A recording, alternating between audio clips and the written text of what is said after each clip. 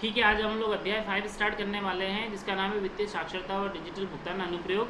मतलब बैंकिंग से related term upon in chapter के अंदर डिस्कस करने जा रहे हैं।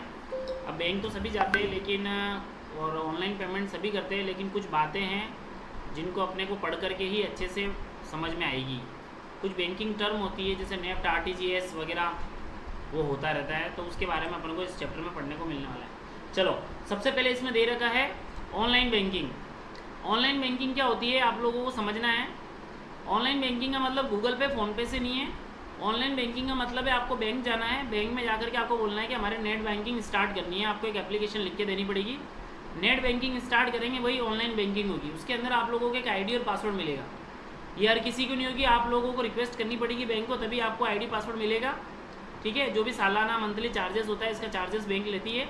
बट इसमें आपको जो फैसिलिटी मिलेगी वो ये फैसिलिटी मिलेगी कि जो बैंक का यूज़र होता है जिस टाइप से आपका पूरा अकाउंट देख सकता है, कौन कौन सी सर्विसेज आपके बैंक में, आपके अकाउंट में एक्टिव है और कौन सी चीज़ का पैसा किस चीज़ के लिए कहाँ से कट रहा है।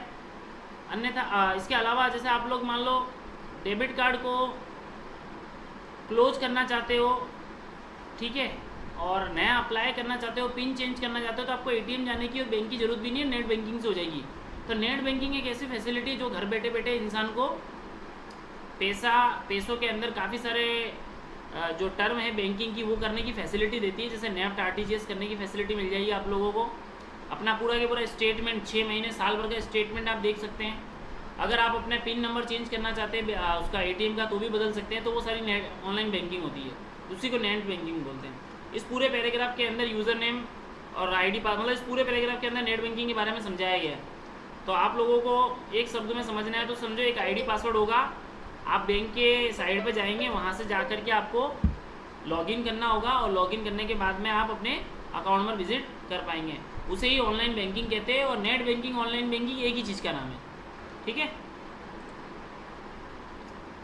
अब ऑनलाइन बैंकिंग के बेनिफिट्स क्या होते हैं तो यहाँ पे दे रखे भाई 24/7 सभी जानते हैं। रात को 2 बजे 3 बजे भी आपको कोई ट्रांजेक्शन करना है कर सकते हो बैंक का आप, ठीक है ना। इसमें जो लागत होती है पैसे की वो भी कम लगती है, समय भी बचता है, कॉन्फिडेंशियल रहता है, ये आईडी पासवर्ड होता है। और at a time with in a seconds आपका पेमेंट एक जगह से दूसरी जगह पे ट्रांसफर हो जाता है नेट बैंकिंग के जरिए। इसके अलावा आप घर बैठे बैठे यूटिलिटी बिल्स भी पे कर सकते हैं, जैसे लाइट बिल, पानी के बिल्स वगैरह सारे आप कर सकते हैं, ठीक है। ऑनलाइन बैंकिंग के माध्यम से जो सेवाएं आप लोगों को मिल रही है वो ये है, यहाँ पे दे रखी है। आप अपने स्टेटमेंट्स चेक कर सकते हैं, आप अपने एटीएम का पिन चेंज कर सकते हैं, नया एटीएम अप्लाई कर सकते हैं, एटीएम को आप ब्लॉक करना चाहे तो कर सकते हैं आप। ये सारे फैसिलिटी आपको मिलेगी नेट बैंकिंग के जरिए, ठीक है। फिर आता है नेक्स्ट आपके जनधन खाता। ये प्रधानमंत्री जनधन योजना है, ये अगस्त 2014 में लागू की गया था। इसका एक क्वेश्चन आता है, अगस्त 2014 है ना इसका ये डेट है। प्रधानमंत्री जनधन योजना के अंदर जो भी पेंशन वगैरह बुजुर्गों को और विडो वगैरह को जो मिलती है उसके लिए खाता खुलवाया जाता है, जिसके अंदर वो पेमेंट उसको रिसीव होता है। तो ये जनधन खाते की योजना वाला है। फिर ऑनलाइन पेमेंट करने के जो प्लेटफॉर्म्स है वो आपको बताया जा रहा है। ऑनलाइन पे करने के आपके जो पेमेंट है, एक आपका क्रेडिट कार्ड होता है, ठीक है, एक आपका डेबिट कार्ड होता है। सभी को मालूम होता है क्रेडिट कार्ड क्या होता है, डेबिट कार्ड क्या होता है। सरल शब्दों में समझो, क्रेडिट कार्ड और डेबिट कार्ड को तो आप ऐसे समझे जैसे प्रीपेड और पोस्टपेड होता है। हम लोग जो रिचार्ज करते हैं फ़ोन के अंदर वो प्रीपेड होता है, पहले अपन रिचार्ज करते हैं फिर बात करते हैं, ठीक, पहला पे करेंगे फिर बात होगी। ऐसे के ऐसे क्रेडिट कार्ड और डेबिट कार्ड के अंदर भी ये होता है। जो आपका डेबिट कार्ड है वो आपका प्रीपेड की तरह है, पहले हम हमारे खाते में पैसा रखते हैं फिर ही खर्चा हम कर सकते हैं, तो वो डेबिट कार्ड है। तो हम ऐसा समझ लें कि जो हमारा एटीएम कार्ड है वही डेबिट कार्ड है। हमारा एटीएम कार्ड को हम क्या कहेंगे, डेबिट कार्ड। अब ये क्रेडिट कार्ड क्या होता है तो क्रेडिट कार्ड पोस्ट पेड की तरह होता है, पहले आपसे खर्चा करवाया जाता है, खर्चा करवाने के बाद में उसका बिल आता है फिर हमको पे करना होता है, तो हम समझ सकते हैं ये क्रेडिट कार्ड है। अच्छा, क्रेडिट कार्ड के बारे में कुछ और जानकारी लेनी चाहे तो अपन ऐसे समझ सकते हैं, क्रेडिट कार्ड हमारे जो ट्रांजैक्शन वगैरह होते हैं, हमारी बैंकिंग की गुडविल और सिविल स्कोर देखने के बाद में बैंक हमें ऑफर करती है। डेबिट कार्ड हर किसी को मिल सकता है लेकिन क्रेडिट कार्ड हर किसी को नहीं मिल सकता। डेबिट कार्ड में हम हमारा पैसा यूज़ करते हैं, क्रेडिट कार्ड बैंक अपना पैसा हमें यूज़ करने के लिए देती है, जिसका वो 45 से 50 दिन के अंदर वापस से बिल पे के थ्रू अपने पास वापस से करवाती है, जिसका कोई एडिशनल चार्जेस नहीं होता, उल्टा कैशबैक भी हमें मिलता है। ये क्रेडिट कार्ड है, ठीक है। तो क्रेडिट कार्ड और डेबिट कार्ड दोनों ही दिखने में एक जैसे होते हैं, बस फ़र्क जो है वो मैंने आपको बताया, प्रीपेड और पोस्ट पेड की तरह होता है, उसके बाद में यहाँ पे दे रखा है कि भाई सिक्योर तरीके से पेमेंट करने का क्या तरीका है। तो मैंने इससे पहले वाले चैप्टर में बताया था, जिस साइट पर HTTPS लिखा हुआ है वहाँ से आप ऑनलाइन ट्रांजेक्शन करें तो सेफ रहेगा। डेबिट कार्ड का आया, बता दिया मैंने आपको डेबिट कार्ड के बारे में। हाँ, डेबिट कार्ड और क्रेडिट कार्ड में एक बात आ सकती है कि CVV एक नंबर होता है पीछे, कई बार बैंक से भी कॉल आते हैं कि ये नंबर किसी को नहीं बताया, तो इसकी फुल फॉर्म RSAT के एग्जाम में आ सकती है CVV, card verification value. CVV की फुल फॉर्म क्या है? कार्ड वेरिफिकेशन वैल्यू, ये दे रखा CVV, ठीक है। उसके बाद में यहाँ पे रुपे कार्ड दे रखा है। रुपे कार्ड क्या होता है? तो भारत के राष्ट्रीय भुगतान निगम एक NPCI कॉरपोरेशन है, नेशनल पेमेंट कॉरपोरेशन, वो रुपे कार्ड जनरेट करती है। ये भी एक वेरिएंट होता है कार्ड का, ठीक है, जो ATM और डेबिट कार्ड होते हैं उसका एक वेरिएंट ही है ना। उसके बाद में हमारे पास में यहाँ पर वो ट्रांजेक्शन करने का तरीका बता रहा है। जब भी अपन को पे करते हैं तो वो अपन से चूज़ करवाता है कि डेबिट कार्ड से पे करना है, क्रेडिट कार्ड से करना है, तो ये वो प्रोसीजर है, ठीक है। ये नेट बैंकिंग का फिर से आया। इसमें यहाँ तक जो मैंने बताया इनमें से ही इनफ है, काफ़ी है ये। नेक्स्ट इसका एक क्वेश्चन बन सकता है POS। देखने में ये मशीन सभी ने देख रखी है, ये आप लोगों ने पेट्रोल पंप पे देखी होगी या शॉपिंग मॉल में देखी होगी। इसको पॉइंट ऑफ सेल मशीन कहते हैं। POS मशीन है ये, पॉइंट ऑफ सेल मशीन। इसमें डेबिट कार्ड और क्रेडिट कार्ड दोनों ही स्वैप किया जाता है। अगर कस्टमर कैश ले जाना भूल जाता है तो वो कार्ड के जरिए से इससे पेमेंट कर सकता है, ठीक है। सेल प्रोडक्ट को सेल करवाती है, जैसे कि मतलब मॉल वाले और पेट्रोल पंप वाले ये मतलब है ना पेमेंट का एक अदर ऑप्शन रखते हैं कि अगर आपके पास कैश नहीं है, अगर आपके पास में मोबाइल से भी नहीं है तो आप कार्ड से पेमेंट कर दें, ठीक है। ये अलग एक भुगतान प्रणाली वो अपने पास रखते हैं ताकि कस्टमर जाए। ये पॉइंट ऑफ सेल मशीन होती है।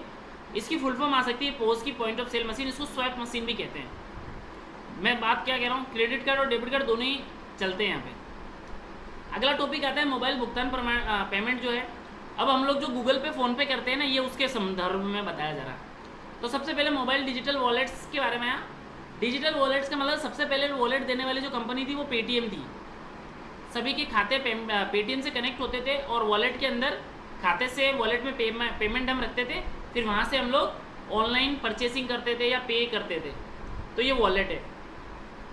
जो हमारा फिजिकल वॉलेट होता है ये उसकी तरह नहीं होता है। ये हमारे अपना जो अकाउंट होगा पेटीएम का या वहाँ पर वॉलेट होगा। हमारे अकाउंट में सपोज 10,000 पड़े हैं, 10,000 में 1,000 आप वॉलेट में ले लो तो आप 1,000 तक का ही खर्चा कर पाते हो। जैसे अपन घर से पैसे निकले और वॉलेट में लेकर के निकलते हैं, तो वैसे ये ऑनलाइन वॉलेट रखने का माध्यम आपको दे रहा है। तो ये डिजिटल मोबाइल वॉलेट की बात कर रहे हैं यहाँ पे, ठीक है, पेटीएम। अब वॉलेट और कौन कौन से होते हैं, तो इसका एक क्वेश्चन आ सकता है।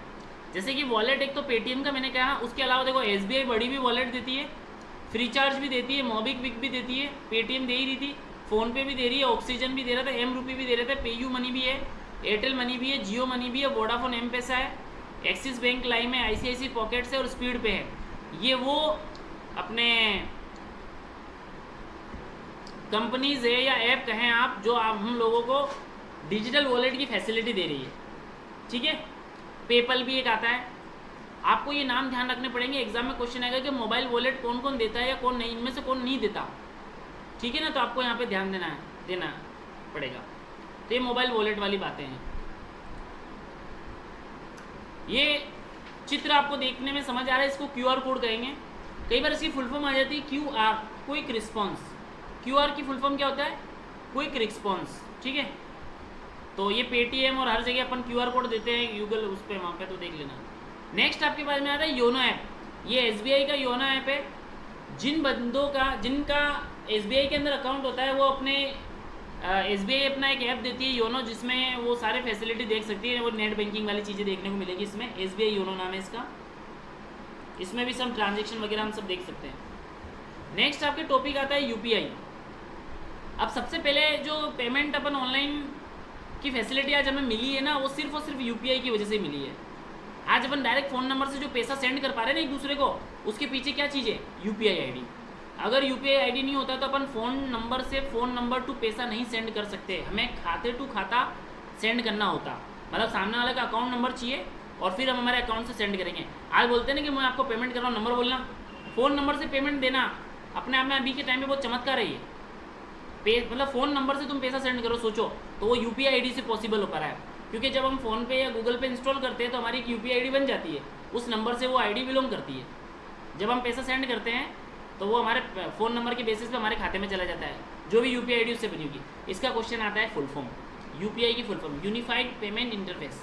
लास्ट के एग्जाम में इसकी फुल फॉर्म आई थी, यूनिफाइड पेमेंट इंटरफेस। ध्यान रखना है आप लोगों को। इसको वर्चुअल पेमेंट प्रणाली भी कह सकते हैं अपन, वर्चुअल है, काल्पनिक है ना ये।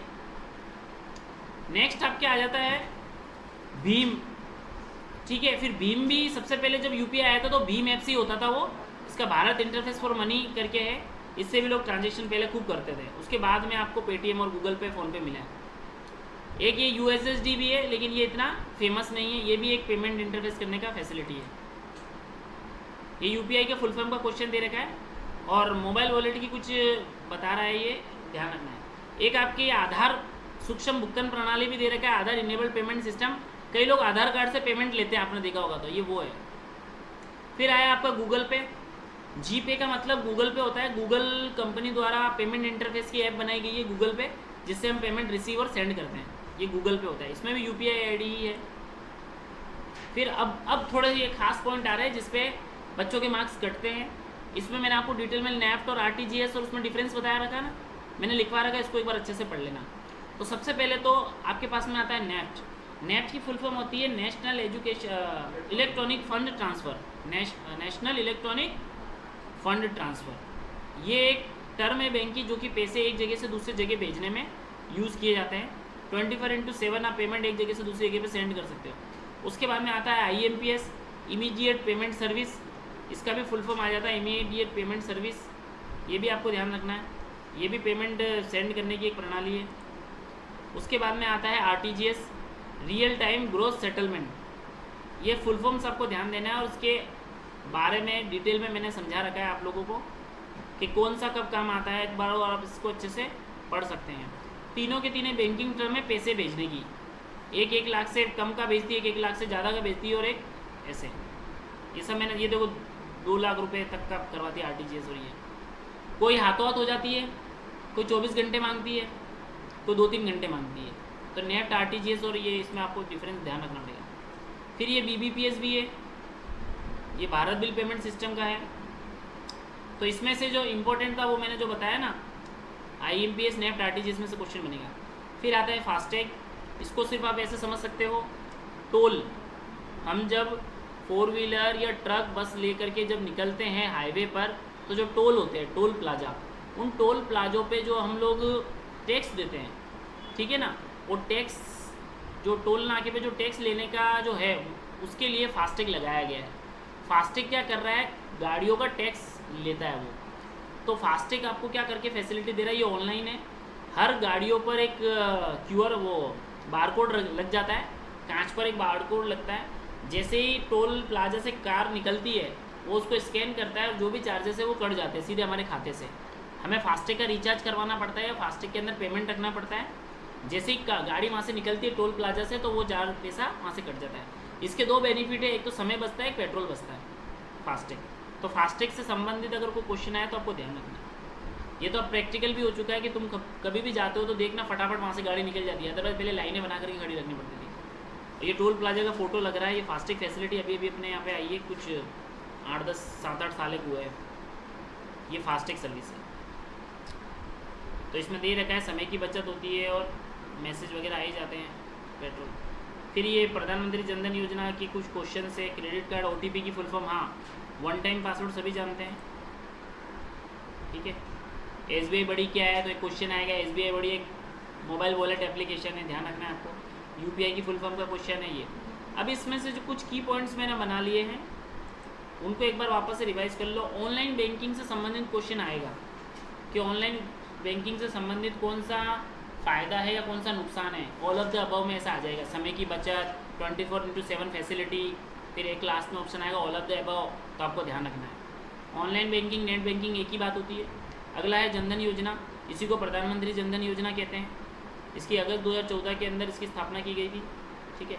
डिजिटल पेमेंट मेथड के अंदर credit card, debit card, net banking से संबंधित क्वेश्चन आ सकता है। रुपए कार्ड के अंदर एनपीसीआई की फुल फॉर्म आ सकती है। पॉइंट ऑफ सेल मशीन, पोस की फुल फॉर्म आ सकती है। मोबाइल पेमेंट के अंदर वॉलेट, पेटीएम, एसबीआई, योनो के बारे में ध्यान रखना है। यूपीआई की फुल फॉर्म बता दी है, भीम और यूएसएसडी, गूगल पे क्या है पता होना चाहिए। जब आप किसी शब्द को पढ़ो तो आपको कम से कम 1 या 2 मिनट के 1 या 2 लाइन उसके बारे में मालूम होगी तो इनफ हो जाता है।